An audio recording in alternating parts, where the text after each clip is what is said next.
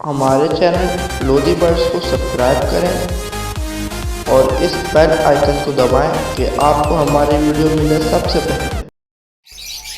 Lodhi birds की जानिब से अस्सलाम वालेकुम।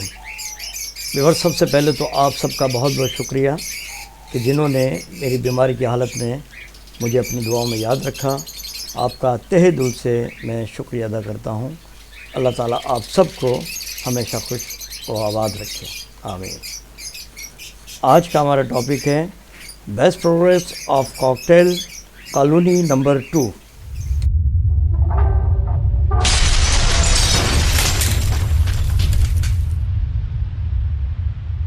व्यूअर्स, ब्रीडिंग का सीज़न शुरू हो चुका है। उसी हवाले से मैं आज आपको ये मुख्तलिफ़ कॉलोनी बनाई हुई कॉकटेल की, ये कॉलोनी नंबर 2 की जो प्रोग्रेस सामने आई है, ये मैंने तकरीबन 1 साल पहले अपने ही फार्म हाउस से निकले हुए पट्टे डाले थे।